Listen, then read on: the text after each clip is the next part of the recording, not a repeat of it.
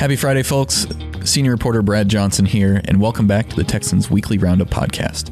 This week, the team discusses the themes to watch for the 88th legislative session, legislative priorities for West Texas in the 2023 session, Representative Jared Patterson's bill on parental information rights in school gender instruction, Speaker Phelan pushing back on Trump's words about the GOP's midterm performance, a federal judge ruling against spending in the Texas Speaker of the House race, Kevin McCarthy's failure to secure the U.S. speakership in the first round of voting, a federal investigation into Granbury ISD for its removal of certain books from library shelves, the Texas Supreme Court rejecting a petition from Jeff Younger over California's trans refuge law, President Biden saying he would visit the southern border for the first time in his presidency, and the ongoing dispute between the city of Kemah and its own mayor. As always, if you have questions for our team, email us at editor@thetexan.news. We'd love to answer your questions on a future podcast. Thanks for listening and enjoy the episode.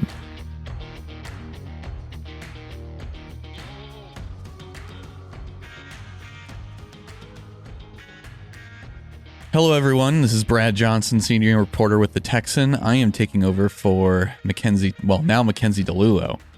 She is on her honeymoon right now. She had the foresight to schedule her wedding about 10 days before the legislative session begins. But that just means the inmates are running the prison this week. Yeah, it's anarchy and all kinds of chaos and pandemonium in the Texan office.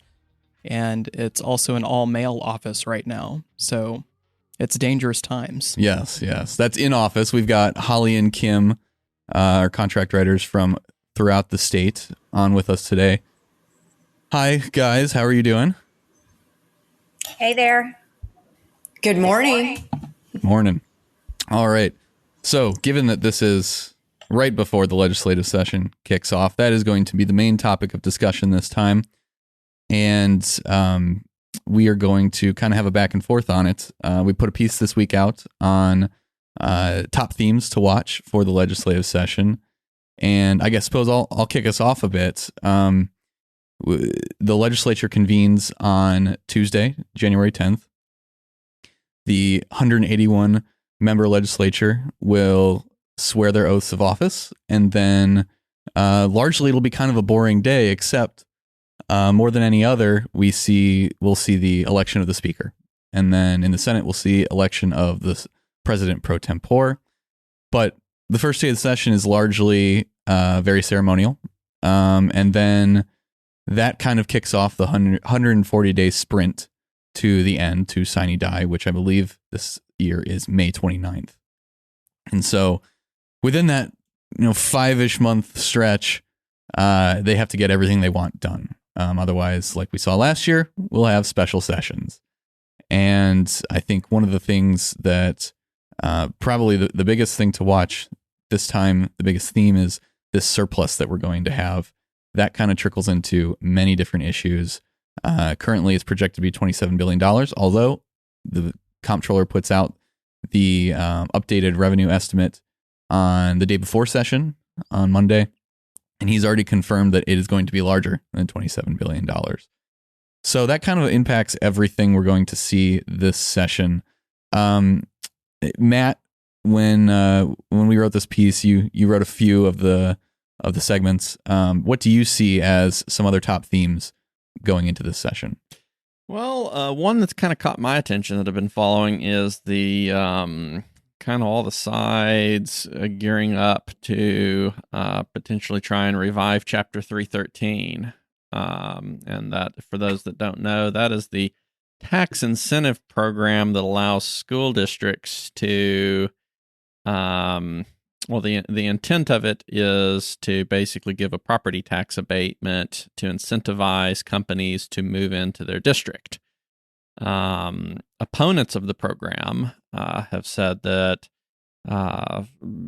basically it's resulted, studies show that it's resulted in companies who are going to come here anyway getting a huge tax break, which shifts the tax burden over onto everybody else, and that the program's just ripe with basically corporate, I forget exactly what the term frivolity was. And kind of abuse. Very much abuse, yeah. And so Last session, after some pretty extended fights, they did not get a sunset renewal through for the program. So as of January 1st of 2023, the program was done. So there's this fight brewing up in the legislature where there's a lot of talk about trying to rehash a new form of it. You have school districts like the Ector County Independent School District in Odessa who passed a legislative agenda to lobby the legislature this session, saying that, we want to push for a redesigned version of Chapter 313. And then you also have people like House Speaker Dade Phelan who have signaled support for that as well. But then on the other side, you have kind of a conservative heavyweight think tank, the Texas Public Policy Foundation, that was part of making sure it went away last time, saying, they'll be there to stop anything from coming back. And then you have a lot of the same key lawmakers like Senator Bob Hall and Lois Kolkhorst, who, made sure the sun set and didn't rise again on the issue last session that are coming back this session. And that fight was particularly interesting. You mentioned TPPF, but it wasn't just them opposing this. Every Texan, which is on the left side of the political spectrum, also opposed this and still opposes this. Will again oppose this. It was very interesting to see TPPF and Every Texan on opposite sides of the aisle think tanks put out a joint press release last session supporting the basically sunsetting of the program. So yeah, it's shaping up to be an interesting battle this session. Yeah, and it's related to property taxes, obviously. That's going to be a massive issue this session. How much of this surplus does the legislature decide to spend on cutting property taxes? Now we see currently the spending cap is set at roughly $12.5 billion above last session's spending. And so there's 27 right now, estimated $27 billion. That's less than half. Now, Governor Abbott's come out and called for at least half of the total surplus going towards property tax cuts. How do they find a way around that? Lieutenant Governor Patrick floated this idea of passing constitutional amendments for separate spending items. That's something they could go about doing. There's another idea that I just heard floated last night about using creating this kind of fund that exists outside the budget to cut property taxes specifically. But regardless, it's not just property taxes that's going to be vying for some of this money. There's infrastructure. We heard Speaker Dade Phelan talk a lot about infrastructure. Various other purposes. Maybe if there's something to do with school vouchers or school choice passed, we could see a segment of this pot of money going towards that. But then also, how much do they set aside for future rainy days? Because the comptroller has shouted this at the top of his lungs to anybody that will listen frequently, is that this record-setting surplus is not a sign of unalloyed great economic times. Yes.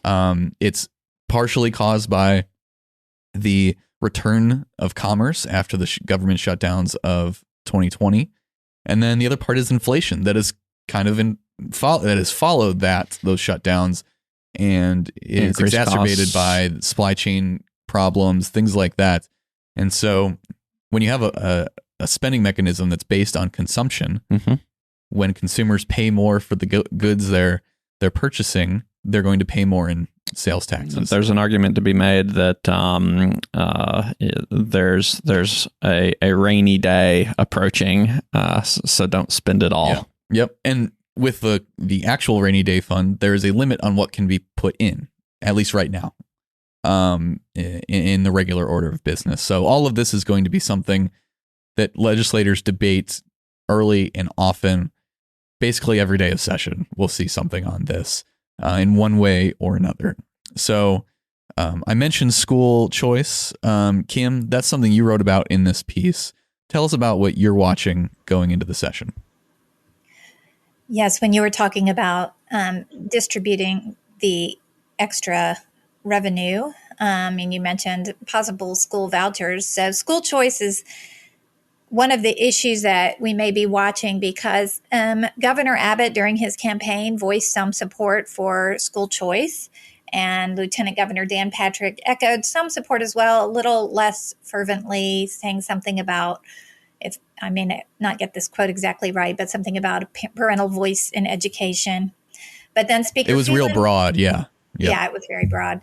Then Speaker Phelan was even more reticent, saying in the legislative session during an interview he did on the radio that, I think with Chris Salcedo, that a test vote in 2021 relating to school vouchers did not indicate that the support was there that would be needed to pass it. Only about 40 to 45 votes in favor of it. So whether or not something will pass, but things will be brought up. Already there's one bill that's been authored by Republican Representative Mays Middleton. Soon to be senator. Yes. I guess next week. Supporting tax credits for school choice. So that would be an option. But, there may be others that will be authored. Not everything's in. Not everything's been filed yet. And then we, of course, know there will be opponents coming from various factions. And on one side, we have school districts like the Ector County School District that Matt Stringer wrote about in their legislative priorities opposing school choice efforts. And some people may not realize that the homeschooling community can often be a mixed bag, not always supporting school choice because some see it as a way of opening the door to government regulation. So, and it's, as you mentioned there, sorry to cut you off, Kim, but as you mentioned there, there's a lot of different angles to this, a lot of different opinions. You have some rural representatives who are very much opposed to this. Glenn Rogers was one during the primary who wrote a very fiery opinion piece in his local paper about this. And when the Speaker Phelan was asked about this over the interim, and he said that last time they did a test vote on this during the budget proceedings in 21, the votes simply weren't there. And there was about 40 to 45 votes for some sort of school choice program. And that's not nothing, but it's a long way from where they need to be if they're going to pass something on this. And I don't know if the governor's support will change the minds of some of those representatives or not, and how fervent his support is. So we'll just have to watch that and see. The budget will take priority, clearly. So whether some of these educational issues also involved in education is what I'm referring to as sort of controversial content. We've seen a lot of action in that area just in the pandemic era that we've just endured. Awareness, parents have become more aware of content being taught in the schools, and some finding some of the material quite objectionable and have gotten involved in that fight. And that has risen to the legislative level as well. We've seen library books being challenged, and several legislators have been involved in that. And so we see several bills already having been filed related to giving parents greater access to information that the schools are teaching, rating books and the content in books, and especially access to information about sexual education and sexual identity issues that are discussed in schools that parents are concerned is being kept from them. And also, last session, we had a large bill passed about teaching issues related to critical race theory. And now there's a bill proposed by Representative Christina Morales, a Democrat out of Houston, that requires ethnic studies to be taught. So my guess is that Democrats having a minority in the legislature will probably not get that passed, but they proposed it, and we'll see if it gets any traction. Yeah, and with massive bills passed last session, like the Heartbeat Act and the trigger ban on abortion, plus constitutional carry, there's a lot more oxygen, legislative oxygen, for these kinds of other more social issues to be brought up and hotly debated. Another example of that is gender modification, prospective ban on that. And that's going to be a very heated discussion. Last session, it died in the House. I think 2 versions of it did. But this session, we've seen more legislators come out really gung-ho about banning this kind of thing. And on the first day of pre-filing back in November, there were multiple versions of a ban on gender modification filed. So that's going to be another thing to watch. And then one more, and from my perspective, is the ERCOT fight, the second round over the market redesign. I'm not going to get into all the details. It is far too complicated for that. I've got a couple pieces up on it if you want to read about it. But we saw how much legislative oxygen that took out last session when everything collapsed. It won't be quite the same level, but this is a far more complicated segment of the power grid issue. How do you correctly balance price incentives, price signals to get the distribution, the portfolio of generation that you want on the grid? And different people have all kinds of different positions on this. The Chapter 313 issue bleeds into that as well. So that's something else to watch. Holly, coming to you on this. Obviously, you focus on Harris County, and a massive issue every year for Harris County is crime. And Yes. That's what you wrote about. Yes, crime has really dominated the news cycle in Harris County and the Houston area for the past few years. We started to see this increase at least in 2019, and it's just catapulted. We had, a record number of homicides last year. They are suggesting that it's come down a little bit this year, but this has certainly played into some of the bills that have been filed by our local legislators. Last session, they did pass some reforms regarding bail because of the number of violent offenders, repeat violent offenders, who were being released in Harris County on bond, in some cases, personal recognizance bond, a PR bond, which really doesn't require them to pay anything to be released. We even saw some very violent offenders released in that way. So SB 6 went in and created this list of offenses for which you could not issue a PR bond. However, the legislature fell short of the 2/3 majority needed in both houses to amend the Texas Constitution. And the Texas Constitution pretty much guarantees that in almost all cases, you have to be given some kind of bond option to be released from incarceration pre-trial. So I think we will see another push on that. I haven't seen anything filed yet, but I've been told that is in the works. They'd also like to see additions to the list of crimes for which there are no PR bonds available. Senator Joan Huffman will be pushing for that. I've talked to some other legislators, and that seems to be very likely. One of the issues that we've been talking about here in Harris County is the problem of felons in possession of a weapon. We're seeing something like 35 to 40 defendants per month being released on a PR bond for being a felon in possession of a weapon. And in some cases, these individuals are going on to commit more violent crimes, including murder. So definitely, I think we'll see something there. Now, on the other side of it, we're also seeing concern about the amount that bail bondsmen are charging defendants for these bail amounts. So for listeners who don't really understand how this works, even if a defendant has a bond, say, set for $100,000, they don't pay that entire amount. The bail bondsman, promises to post that, and the defendant will pay a percentage to the bondsman. Usually it's traditionally 10%, but that's not in code. And it was discovered that some of the bondsmen were charging as little as 2% or even 1% of that total bond. So, you could have a dangerous person who is paying, maybe $100 instead of, what would be expected prior to release. Houston area rep Ann Johnson has introduced legislation that would make it a state rule that bondsmen must charge at least 10%. There is some concern over whether or not that's price fixing of the industry. We've seen in the state of California and some other areas some legal pushback on that, but we'll see what the legislature does.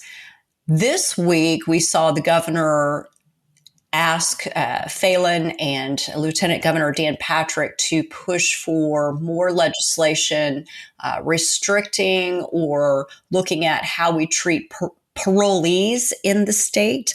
Last year, there were 2 individuals in the Dallas area who were on parole, who had ankle monitors, and went on to commit murders. In one case, one of the suspects had actually removed or damaged his ankle monitor at the time, and it was discovered that removing your ankle monitor or damaging it is not a criminal offense. It's what we call an administrative offense, and they can take that individual and incarcerate them for a short time in a limited security facility. But it's not a criminal offense. And so one of the possibilities is making that a criminal offense. That was proposed back in 2019, but it did not pass the Senate. In that case, it would have made removing or damaging your ankle monitor a Class A or Class B misdemeanor. So we'll see what happens there. The other thing that I did not get to mention in the article that came to my attention this week is that there may be some strengthening of the language in the state's defund police laws, which penalize larger counties and cities if they defund their police forces. There's been a dispute here in Harris County over whether or not the district attorney's office is technically a law enforcement agency. It has traditionally been described as a law enforcement agency, but the county leaders who don't want to add to the district attorney's funding have suggested that perhaps it is not. So I'm hearing that there may be some efforts to strengthen that language to make sure it's very clear that the DA is also a part of that law enforcement, that these larger entities cannot defund. Thank you, Holly. Hayden, coming to you real quick. The border is obviously your bread and butter here at the Texan, more than anything else. What are you expecting to see? We've seen a lot of developments outside the state legislature over the last few months on the border. What do you foresee coming down the pipe on the in the legislature on this issue? Well, I'll just say y'all did an excellent job with this piece. I wish I could have participated in it. I was working on another project about the 40 plus counties in Texas that have called illegal immigration an invasion and raised the stakes of this issue considerably. In this session, I'll be watching for how much the legislature decides to spend on Operation Lone Star. And because Democratic committee chairs are still on the table, and that has been a practice in the past, and it's an issue in this session. There'll be a big debate on that in the day after or 2 days after the speaker's elected. Right, and I'll be watching to see if the chair of the committee that handles border security issues is an R or a D, and what the reaction to that is. That's Homeland Security, right? Right, Homeland Security, and I believe this on the Senate side, Veterans Affairs as well, but the Appropriations Committee also has a huge influence over this issue because of the money that will need to flow toward Operation Lone Star. Since the last session, the last regular session, we've had the record-breaking fiscal year of illegal immigrant encounters, and there are also other proposals on the table to make border security pacts with other states. Senator Hall and State Representative David Spiller have introduced those.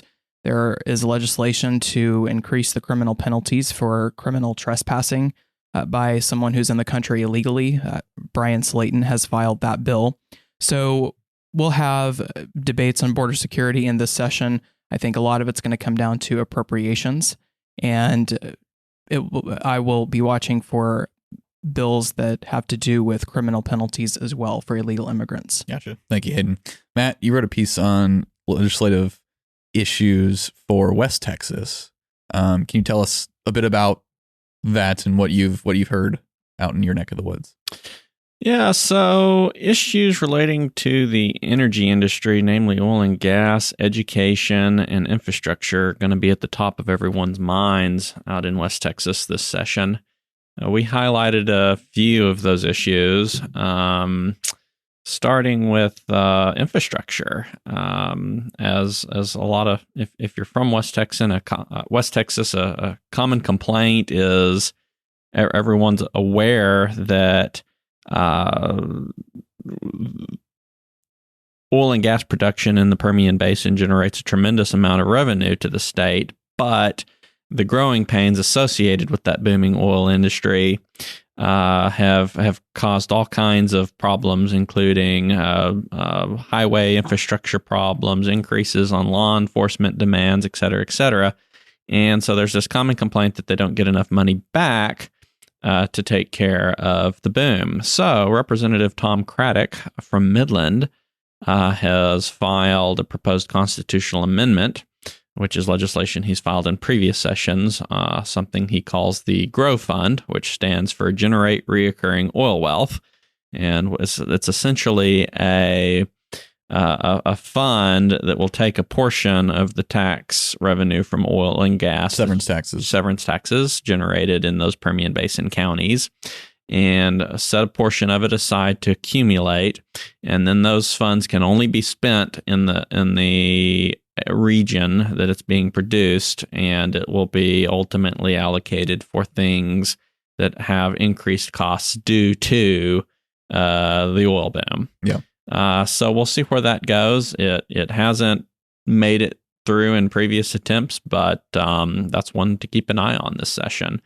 Turning towards energy matters, State Representative Brooks Landgraf in Odessa has filed a bill to prevent state regulators from enforcing federal regulations on oil and gas that do not comport with Texas regulatory policies.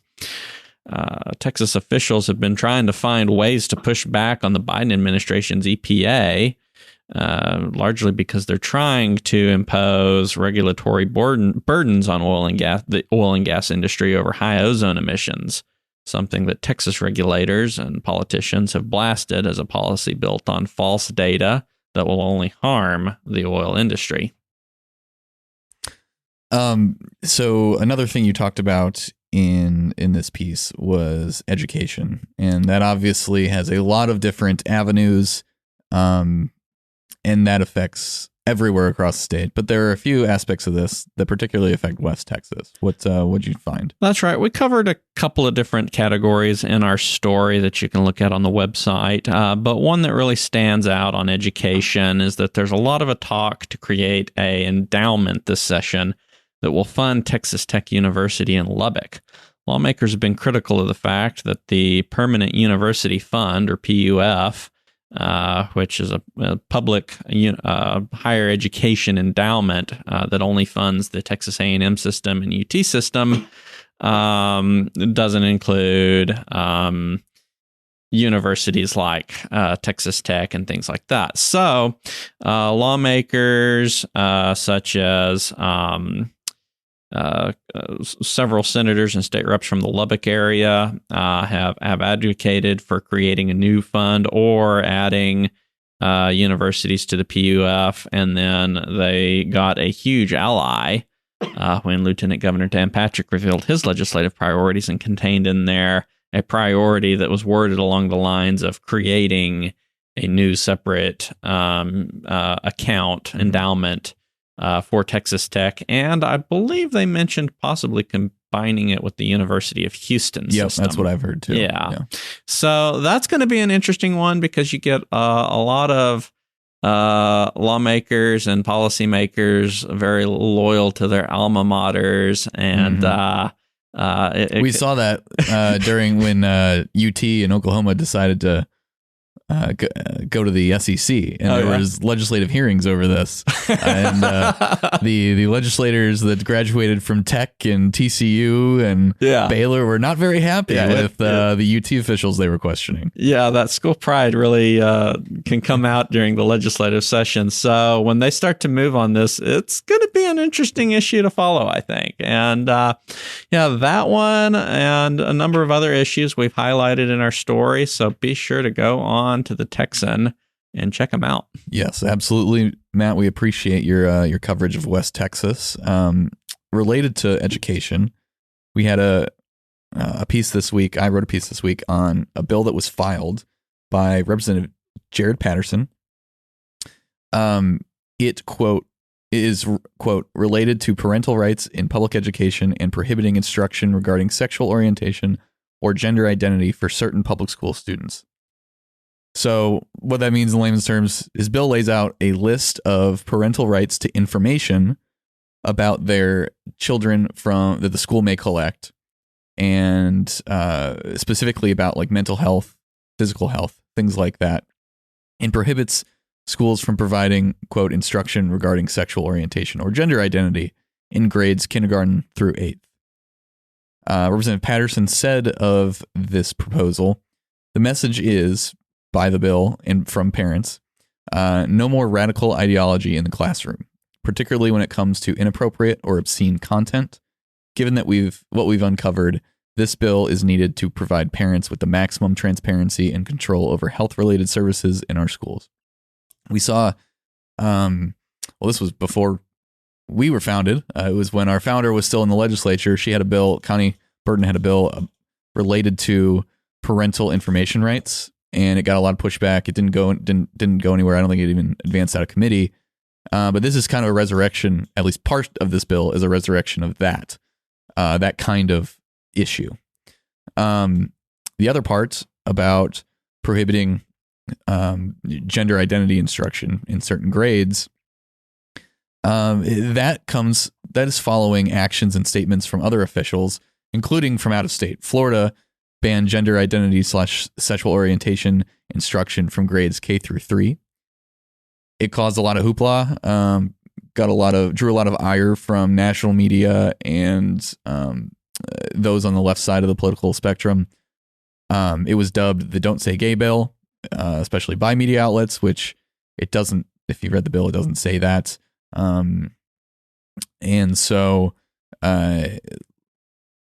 we had Lieutenant Governor Patrick last year call for a Texas version of the bill.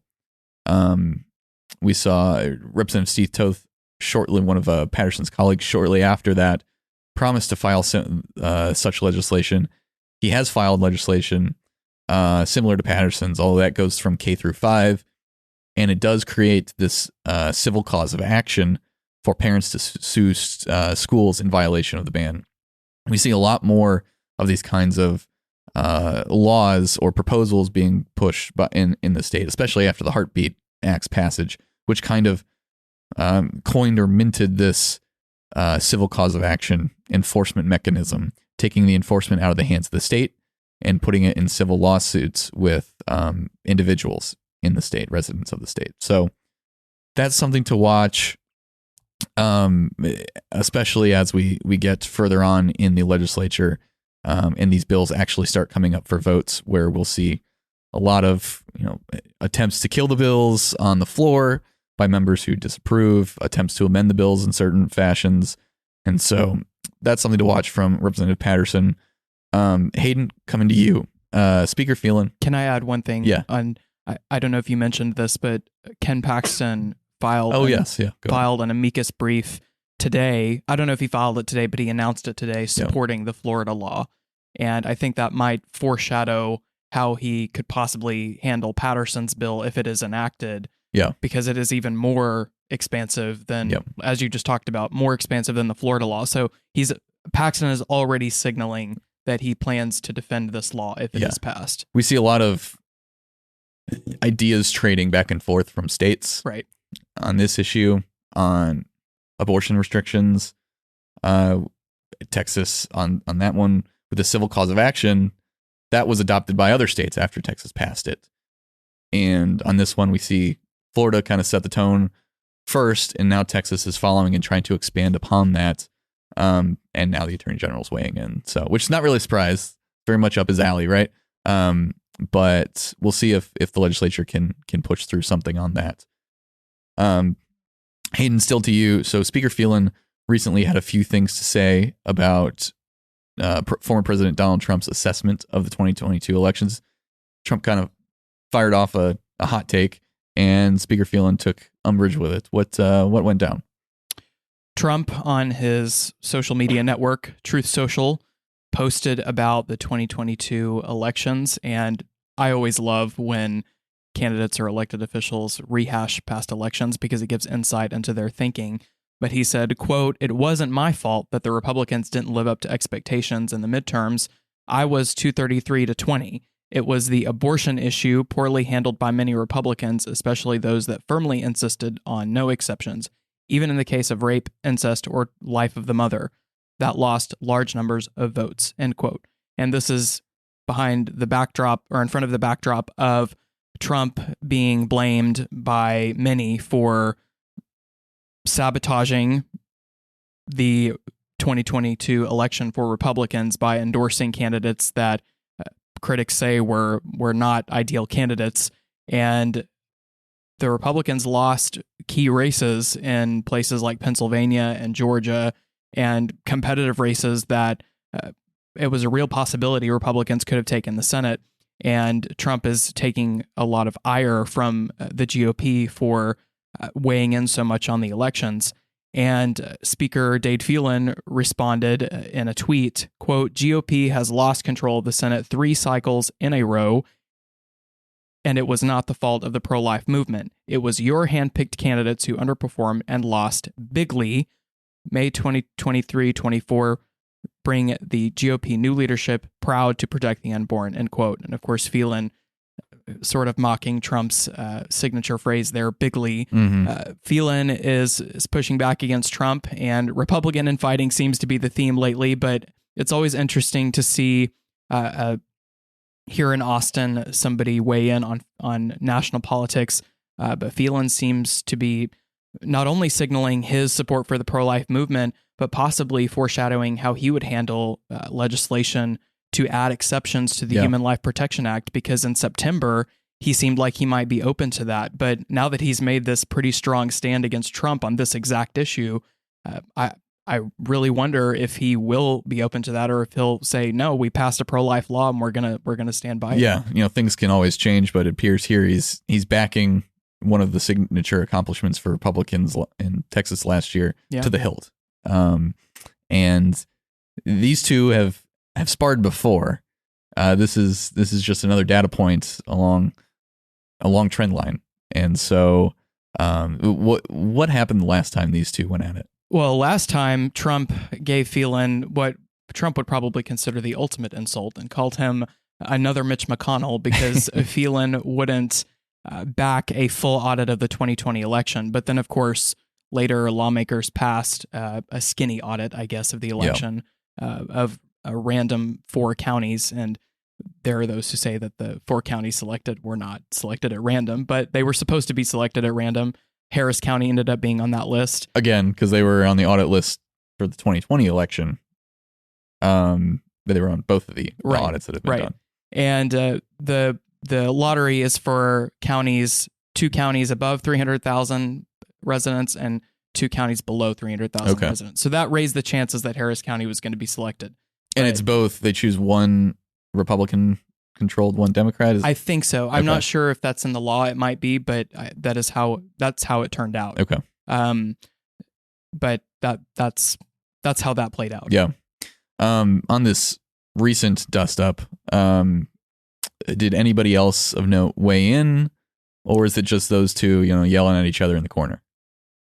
The feud between Texas Republican Party Chair Matt Rinaldi and Speaker Phelan took a brief break as Rinaldi backed Phelan's stance on this particular issue.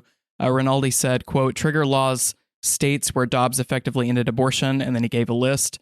And he said the GOP performed well in all these states, end quote.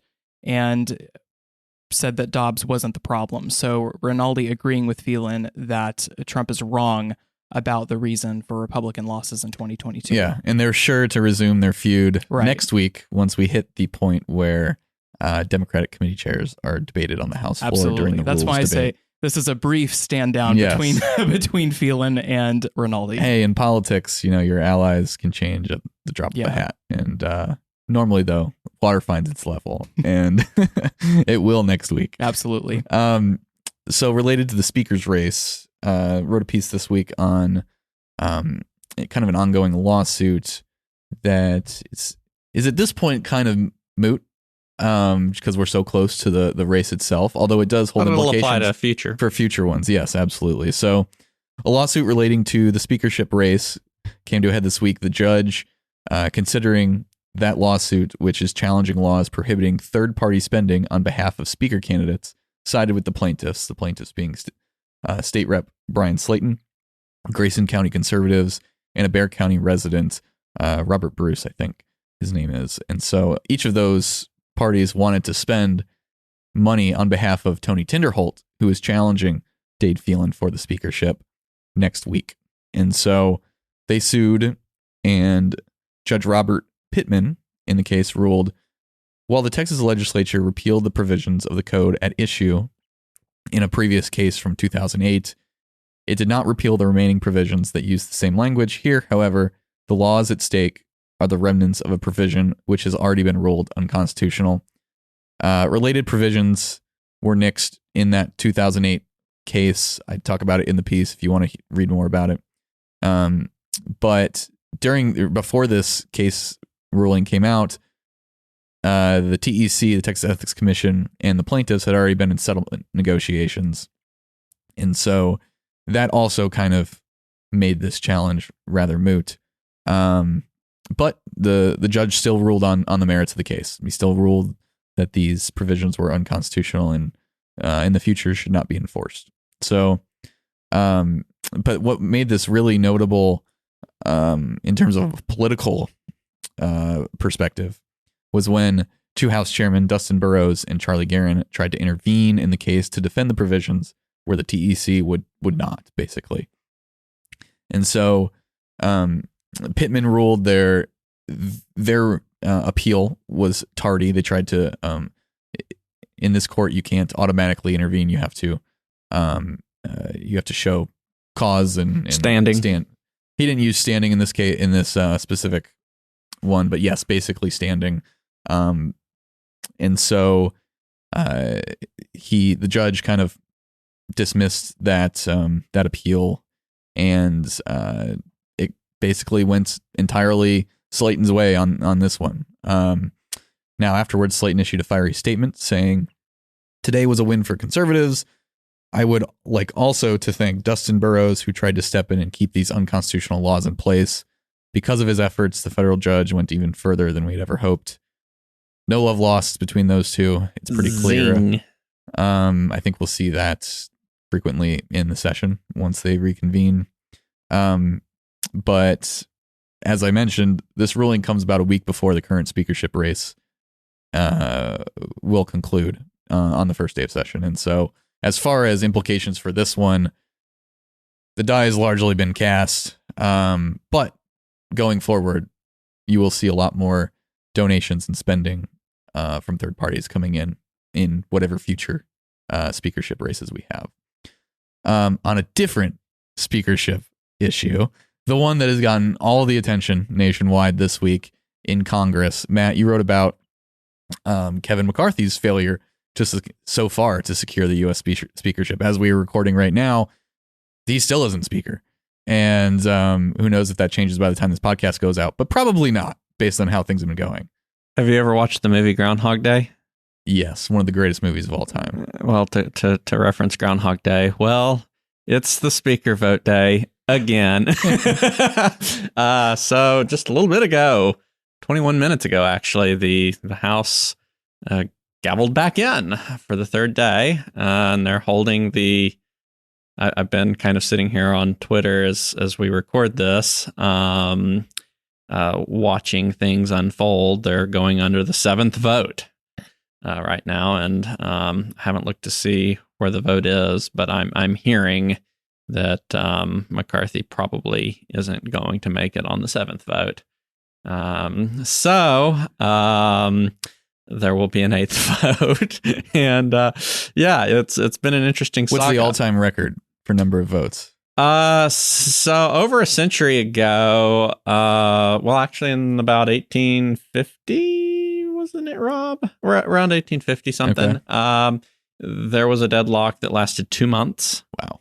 They did like 144 votes. It was a pretty brutal saga. Yeah. The last time a speaker failed to win on the first round of balloting was actually exactly a century ago, in 1923. And they went to 9 rounds of voting. So they're getting close to breaking the record. Yeah. Unless they adjourn, deciding they don't want to, continue this. Texas has played an interesting role in this, though. We have 3 congressmen on the Republican delegation that have been part of the 20 votes that have consistently voted against McCarthy withholding the speakership. And we've written extensively about that. One, Congressman Chip Roy, going into the beginning of all this, had issued a letter with Freedom Caucus Chairman Scott Perry and about 6 other congressmen making a list of reform demands to McCarthy or anybody who wants to be speaker, saying, you've got to, basically coming under the narrative that Washington is broken.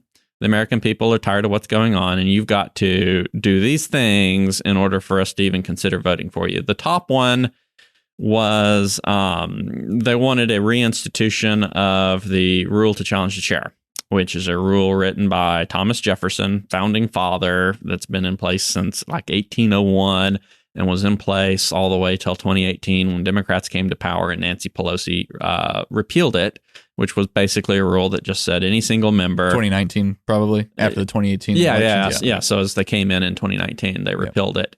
And basically all that said is any single member can at any time make a motion to challenge the chair. At first, McCarthy and his surrogates were just like, no dice on that, and we're not even going to consider that, et cetera, et cetera. And then they, as an unstoppable force, hit an immovable object. As this thing has gone on, he started to concede to some of these things, and I think the last offer I heard on it was, okay, we'll do a compromise version of it, and that's to drop it to 5 members, but we're not going to do where any single one member can make the motion. So there's been a concession there. Some of the other issues were that they didn't want whoever is leading the Republicans to use their political action committees to go after Republicans in the primaries. And one of the things that they pointed to was back during these primaries, PACs associated with the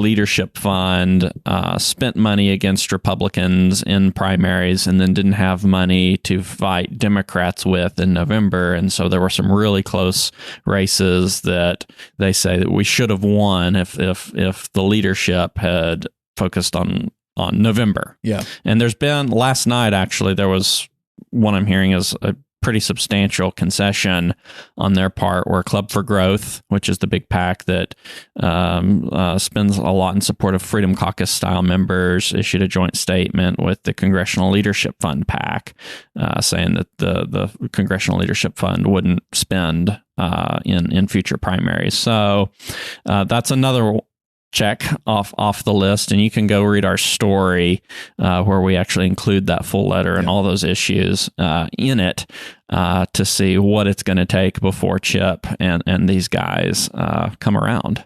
Yeah, Matt will continue to be following this. I'm sure might have another piece depending on how things go today up for readers by tomorrow, but we'll see how it plays out. Kim, coming to you now. You wrote a piece on the federal government putting an eye on a local school district here in Texas, and it's one that's been kind of at the center of this inappropriate books in schools debates, right? What happened? What's the nature of the investigation against Granbury ISD? Right. So, as we've mentioned several times already on the podcast, controversial content in schools and especially in libraries has been frequent over the last couple of years. And the United States Department of Education, the Office of Civil Rights within that department, began an investigation of Granbury ISD in December. Granbury is about 30 or so miles southwest of Fort Worth, and it has about 8,000 student population. The complaint arises from actions the school district took about a year ago, in which librarians pulled over 100 books off the school library shelves to review for containing objectionable material. Many of those, most in fact, were returned to the school shelves after the review, although some critics said the review wasn't thorough enough, but nevertheless, they were returned. The ACLU of Texas filed a complaint with the Federal Education Department, a complaint letter, claiming that the school district was violating Title IX provisions. Title IX requires that school districts who receive federal funding do not discriminate against students based on sex or sexual orientation or gender identity.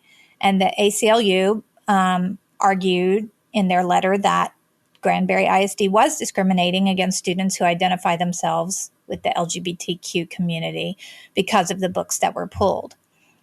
And when the controversy originally arose, the superintendent, whose name is Jeremy Glenn, defended the district's actions in pulling the books, saying that he had looked at them, he had read them, and they were vulgar and explicit, and they shouldn't be on the shelves. And he noted that Governor Greg Abbott had directed several state agencies, the State Board of Education, the Texas Education Agency, the Texas Archives Commission, to craft a policy for school libraries about what they should have on their shelves and what they shouldn't have on their shelves. And he defended the district's actions, saying that they comported with Abbott's directive.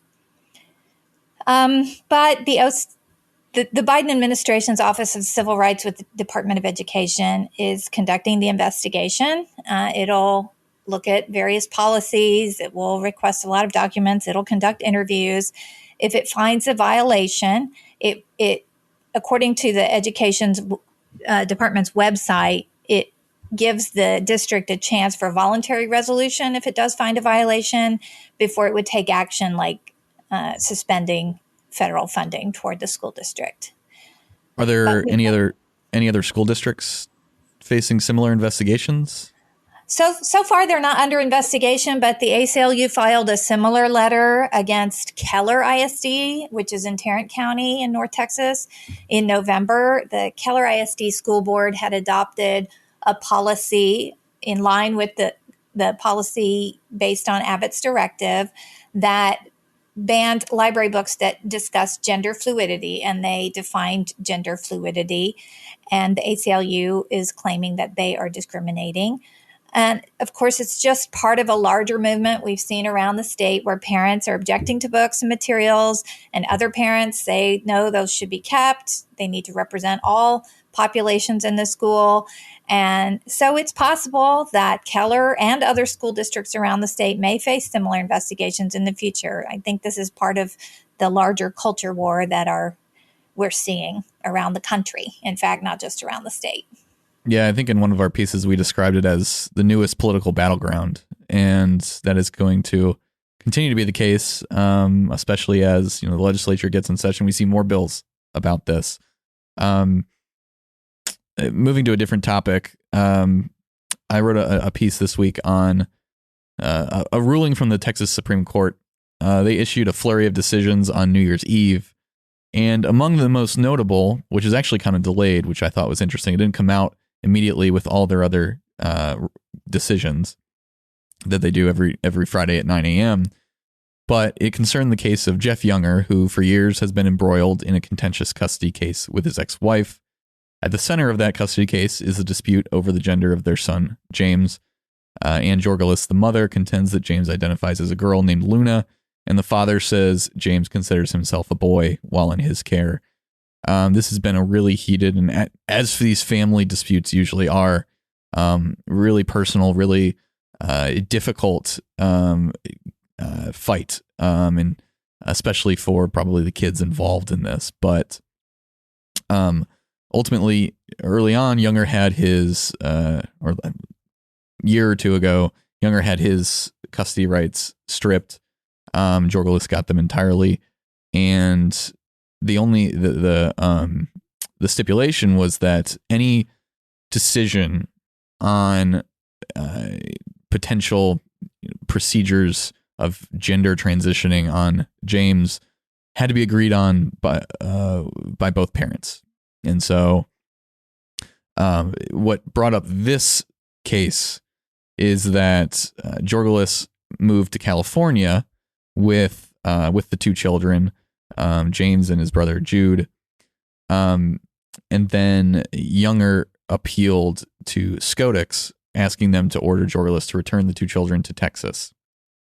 So the impetus for his filing the petition, as stated by him, is that California's SB 107 that just went into effect on January 1st, it, quote, prohibits the enforcement of an order based on another state's law authorizing a child to be removed from their parent or guardian based on that parent or guardian allowing their child to receive gender-affirming health care or gender-affirming mental health care. That's the law of the or the wording of the law. Essentially, it would protect. It basically would creates a conflict between states' conflicting laws on this, and so California is very much planting their flag on this issue.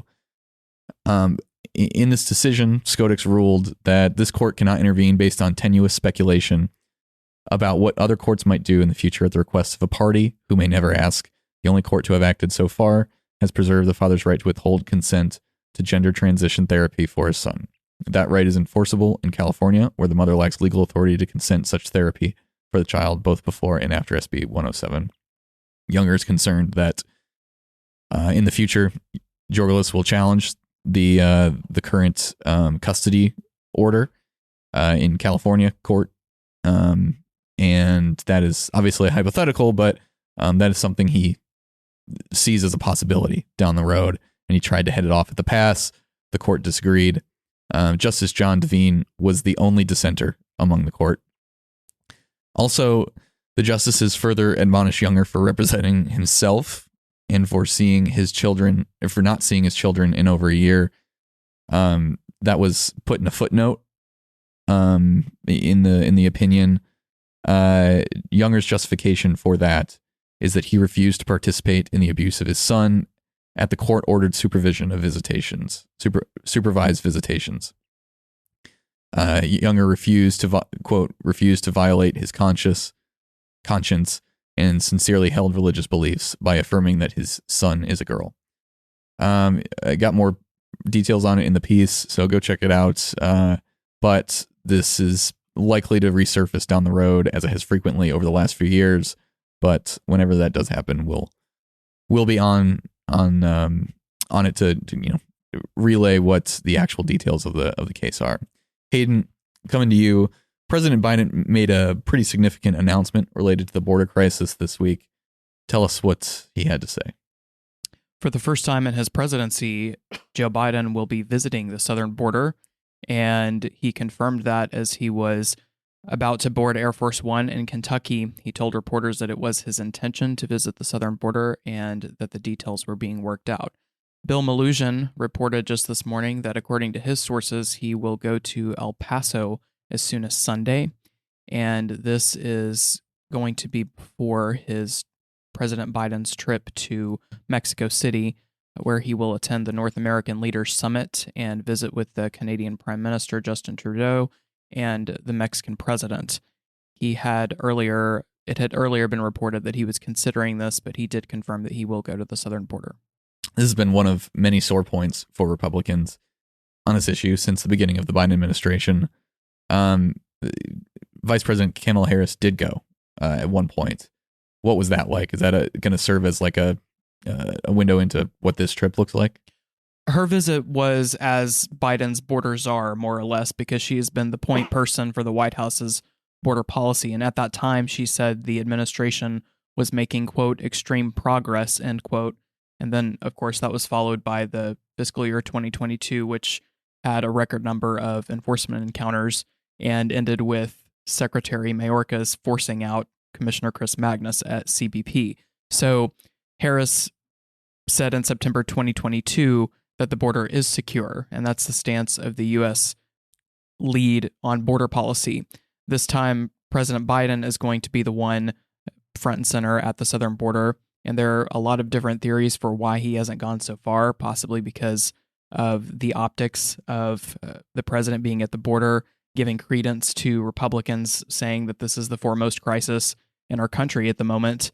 But at this point, the president may have no other option politically, because at this point we're more than halfway into his presidency and he hasn't gone yet. But it is possible that he will announce border policies while he's there. It's unclear at this time what exactly the visit will entail, though.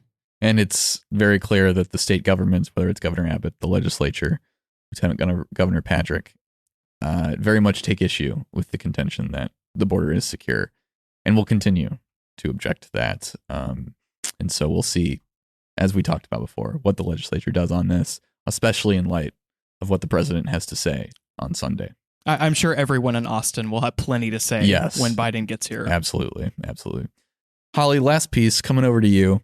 The tiny tourist town of Kemah has been drawing a lot of attention lately, with a lot of contention between the city council, the mayor, the residents, and various attorneys. Can you give us a summary of the latest developments of this story and what's going on?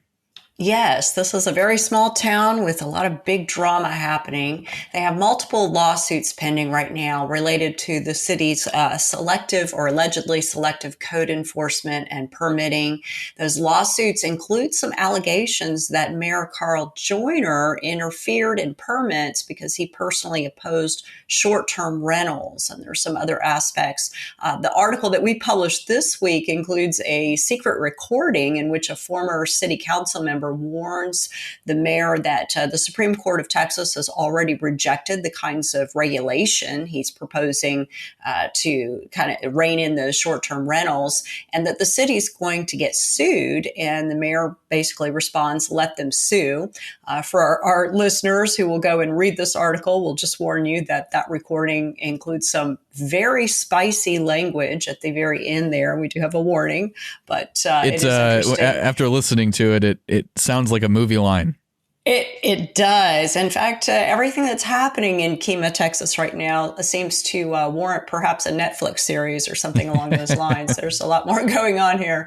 City council members have also accused the mayor of providing perjurious statements in relation to another lawsuit that's pending in a federal court. Last Friday, they posted a meeting agenda with a request to censure the mayor. Along with that agenda, the council also posted a slew of email communications that implicate the mayor and some of the other city officials. But what's even more interesting is that many of these emails were supposed to have been turned over during discovery in the federal lawsuit, but were not. The plaintiff's attorneys have previously filed for sanctions against the city's representation. That same lawyer was years ago sanctioned for a similar problem in another lawsuit against the city of Kemah. So the next hearing in that case is scheduled for January 13. We'll certainly be watching to see what happens. Also, city council met last night, but after an executive session of lasting more than 4 hours, they took no action. It's believed that the city's attorneys, that's a law firm known as Gregg and Gregg, they may have advised them not to take any action as of right now. Interestingly enough, a few months ago, the city council voted to terminate the relationship with this law firm, Gregg and Gregg. And last night they were interviewing 5 possible replacements, but also re-interviewed Gregg and Gregg to perhaps rehire them. So, there's a lot going on. We'll continue to follow that. And if there are any more spicy recordings, I'll be sure to share it with our readers. Small town politics, man. It's wow. It's where everybody knows everybody. Everything is personal. Yeah, for sure. Okay, guys. Well, moving on to our tweetery section. Hayden, what caught your eye on the Bird app this week? On the Bird app. Speaking of Republican infighting, I spotted a Twitter thread that included State Representative Jeff Leach and an unsuccessful candidate for the Texas House, Jamie Jolly, there in House District 70, which is the toss-up district in Collin County, one of the few toss-up districts one of the two, in the yeah. state. Right. And this concerned Republican strategy. Mr. Leach had commented that the GOP had not done a great job of backing Jolly, the GOP meaning the state Republican Party.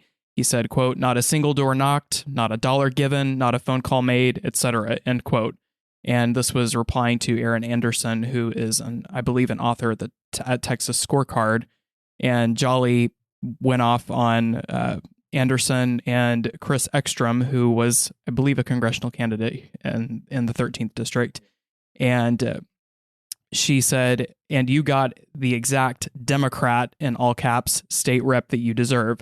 That makes so much sense. Let's bash someone that doesn't agree on 100% of the issues so that we can elect someone we disagree with 100% of the time."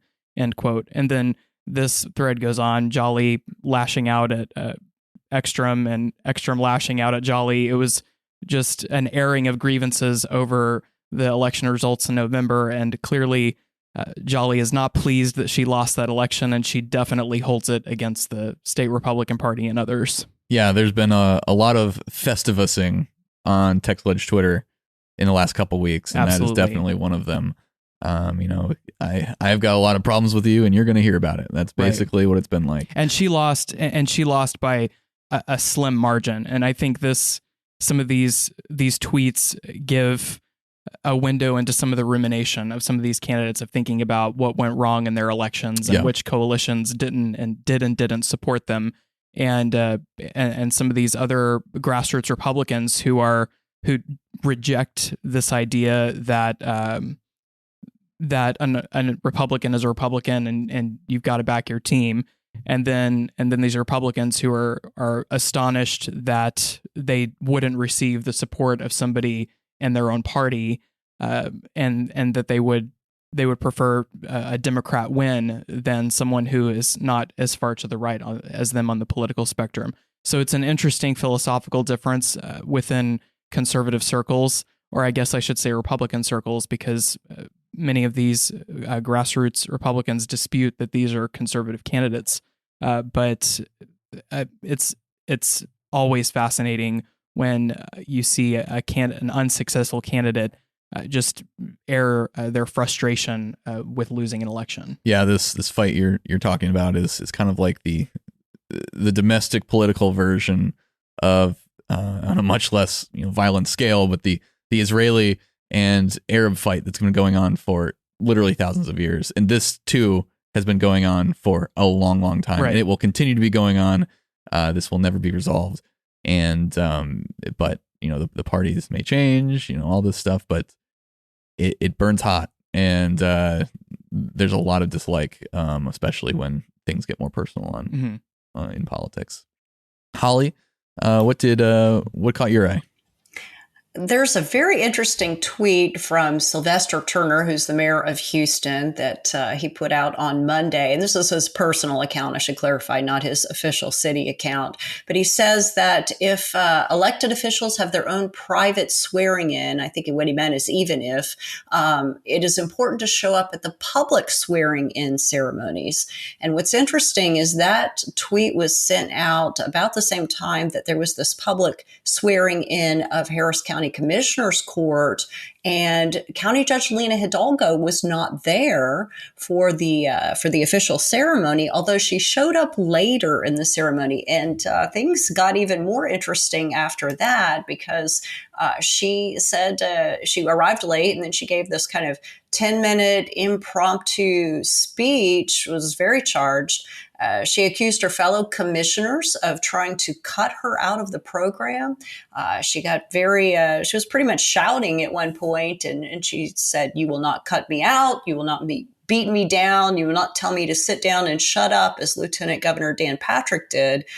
That's a reference to something that happened last year at a funeral for a slain deputy constable corporal here in Harris County, during which Dan Patrick and Lena Hidalgo had some conflict.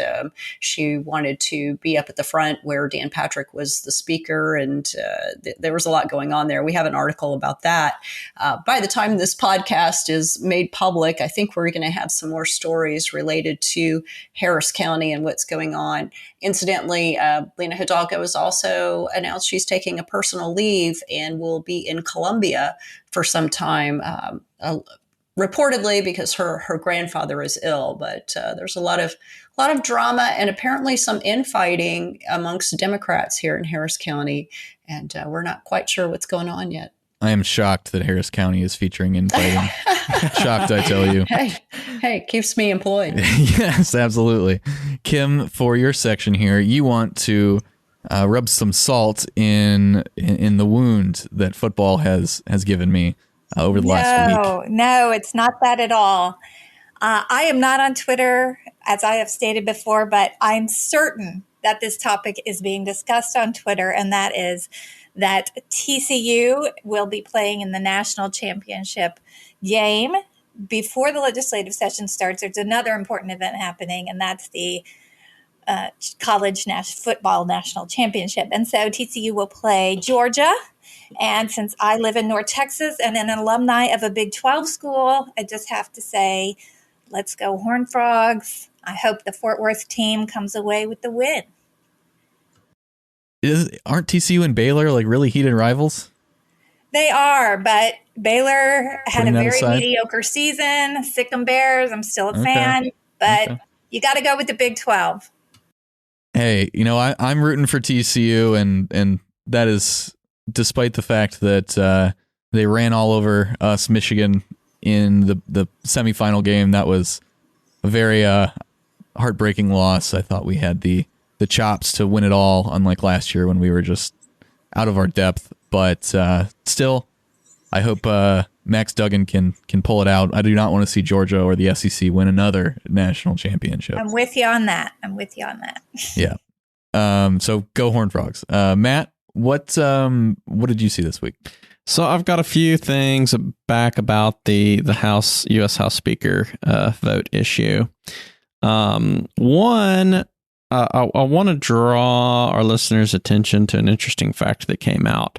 As you tune in to watch C-SPAN and the proceedings in the U.S. House, you're getting to see this footage of all the interesting interactions of the lawmakers on the House floor, and that's not something that you get to see because after a speaker is elected, whether it's Republican or Democrat, for many, many years, they have their people immediately assume control of the cameras in the House, and then they limit what the viewers can see. So they'll keep the camera either on a very narrow focus of the speaker at the podium or the person making the motion, but you don't get all this great footage of the members interacting in their caucus and seeing, who's huddled with who and discussing what. And so there's been an interesting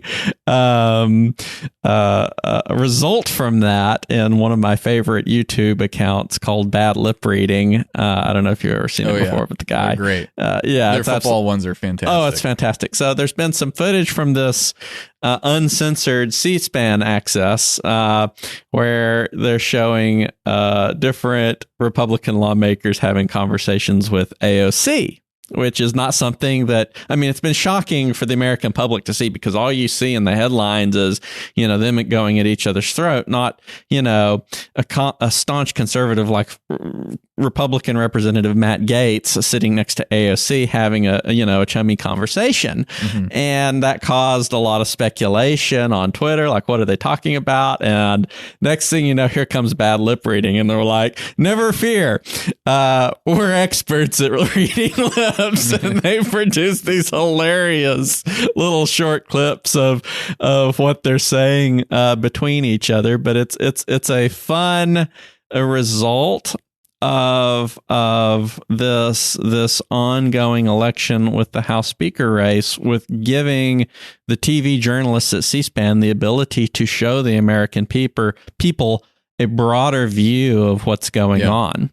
And one more thing before we move on, I want to point out that as this is being recorded, they are finishing up the 7th vote.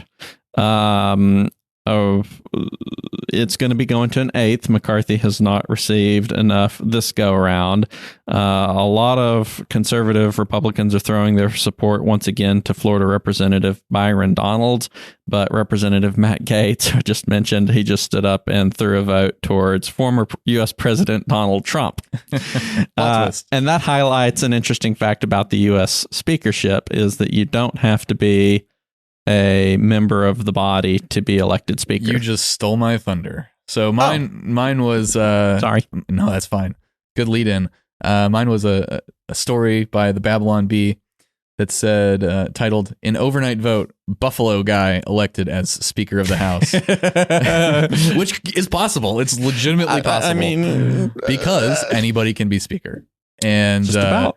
While it will not happen, I think the only requirements is you just have to be like eligible to be a member, like run for Congress. But you don't have to be a member. Yep, absolutely. And that's just one of the quirky things about our system. And one other thing that I'd like to wonder about on that is, do you get a vote, or can you just make the presiding decisions? I am not sure, but that is a topic for another podcast. Isn't it? We will cross that bridge next time. Thank you, everybody, for listening to us. We appreciate you following along, and especially for following along in the coming months as we cover the 88th legislative session. That is our bread and butter, and we're glad to have you along for the ride. We'll talk to you next week. Thank you to everyone for listening. If you enjoy our show, rate and review us on Apple Podcasts, Spotify, or wherever you listen to podcasts. And if you want more of our stories, subscribe to The Texan at thetexan.news. Follow us on social media for the latest in Texas politics, and send any questions for our team to our mailbag by DMing us on Twitter or shooting an email to editor@thetexan.news. We are funded entirely by readers and listeners like you, so thank you again for your support. Tune in next week for another episode of our weekly Roundup. God bless you, and God bless Texas.